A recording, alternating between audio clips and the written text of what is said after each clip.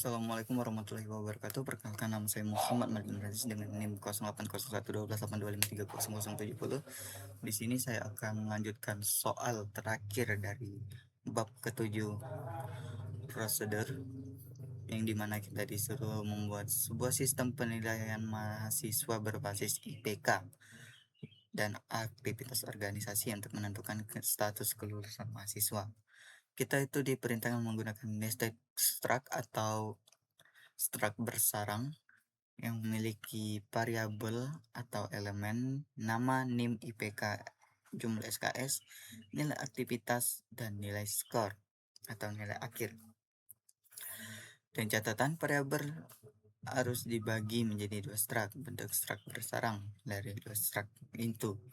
Dan ketentuan function memiliki rumus nilai akhir seperti ini: IPK dikali 25, jumlah SKS dikali 0,5, nilai aktivitas dikali 0,75.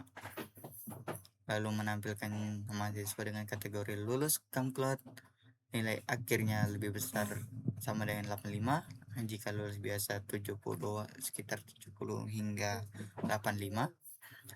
Jika tidak lulus di bawah 70. Lalu dengan fitur program bisa menginput mahasiswa maksimal 50 orang dengan function untuk menghitung nilai akhir tiap mahasiswa, menggunakan prosedur untuk menampilkan seluruh data, menampilkan kategori kelulusan, lalu menambahkan fitur tampilan mahasiswa dengan nilai akhir tertinggi dan terendah. Untuk logika dan deskripsinya itu membuat menentukan status lulus mahasiswa berdasarkan nilai akademik dan aktivitas organisasi. Data mahasiswa dibagi menjadi dua bagian, yaitu identitas dan data nilai. Lalu program akan menerima input sejumlah mahasiswa dengan maksimal 50 orang, kemudian menghitung nilai akhir menggunakan rumus. Setelah itu program akan menampilkan seluruh data mahasiswa beserta kategori kelulusannya, misalnya kamklot, biasa, atau tidak lulus. Selain itu, program juga menampilkan mahasiswa dengan nilai akhir tertinggi dan terendah. Lalu untuk pseudocode-nya tersendiri itu menggunakan function, prosedur, dan juga tipe data bersarang. Ini untuk tipe data truk mahasiswa dan tipe data nilai, yang dimana itu tipe data nilai di dalam tipe data mahasiswa. Lalu untuk flowchart-nya itu terbagi menjadi 3, yaitu fungsi hitung nilai, fungsi tampilkan data, dan fungsi inmen-nya. Selanjutnya untuk program itu dimulai dari include iostream, dimana mungkin kita bisa see in dan see out, lalu using namespace std agar tidak terlalu ribet, dengan struct nilai untuk elemen atau variabelnya itu ada 4 dengan tipe data float dan integer. Lalu struct yang kedua, yang dimana ini adalah struct luar dan ini struct dalam, atau bisa disebut struct mahasiswa atau bisa disebut struct nilai itu di dalam struct mahasiswa, dikarenakan ada nama struct nilai dan sudah dipangkas ke n. Jadi struct mahasiswa terdiri dari satu tipe data dan 3 variabel. Untuk variabel hitung nilai akhir, bukan variabel, untuk function nilai hitung nilai akhir itu menggunakan parameter float, IPK, integer SKS, integer aktivitas. Lalu dengan rumus IPK kali 25 ditambah SKS kali 0,5 ditambah aktivitas dikali 0,75. Selanjutnya prosedur dengan tipe data void, yang tipe data void dengan nama tampilkan data, lalu parameter mahasiswa M dengan menampilkan nama, lalu M atau structure, parameter instructor, dan mahasiswa itu jadi M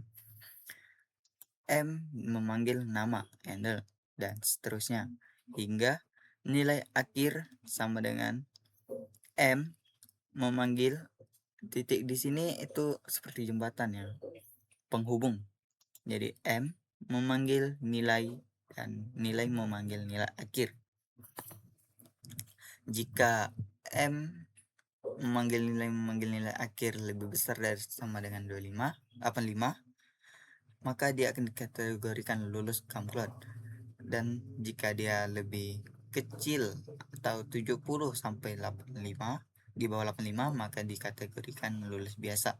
Selain itu atau di bawah itu akan dikategorikan tidak lulus. Dan program utama, mahasiswa menjadi M dengan array maksimal 50, dan lalu deklarasi N dengan tipe data integer menampilkan masukan jumlah mahasiswa dan menginput N. Lalu perulang integer I sama dengan 0 dan kondisi I lebih kecil N, I increment menampilkan mahasiswa ke I plus 1, and then atau enter, mengoutput menampilkan nama dengan menginput M atau mahasiswa, struktur mahasiswa dengan array ke I memanggil nama dan seterusnya. Lalu M array ke I memanggil N memanggil nilai akhir sama dengan hitung nilai akhir M array ke I memanggil N memanggil IPK, dan M array ke I N memanggil SKS, dan M array ke I N memanggil aktivitas yang menampilkan data mahasiswa.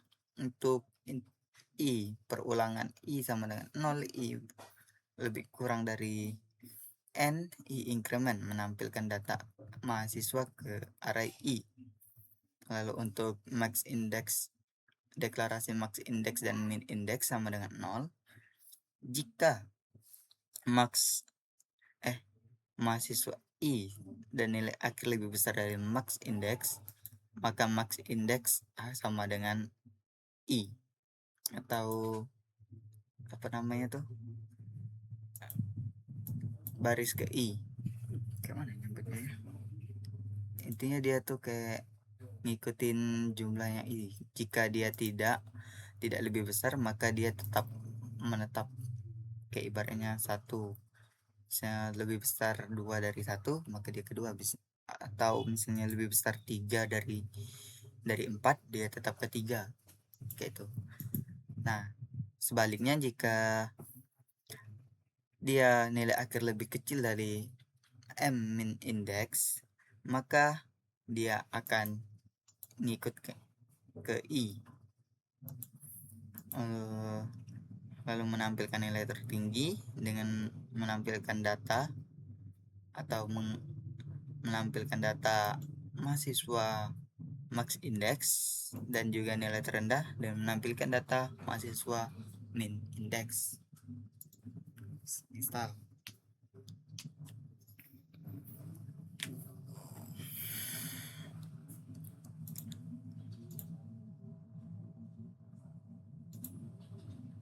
Kita memasukkan jumlah mahasiswa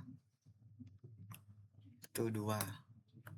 Mahasiswa ke-1 itu namanya Malik dengan name 08998 dan IPK 3, lalu jumlah SKS nya 120 dengan nilai aktivitas 90. Sedangkan mahasiswa kedua itu namanya Dev dengan NIM 089 dan IPK 4, lalu jumlah SKS 104 dengan nilai aktivitas 85.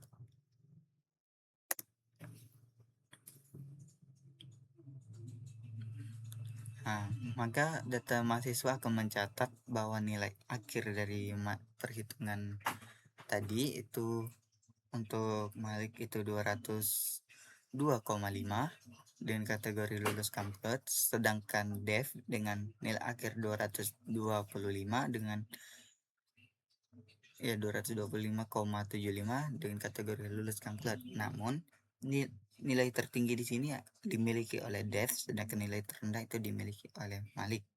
Sekian untuk soal terakhir dari bab ke-7 prosedur. Jika ada kesalahan, saya mohon maaf.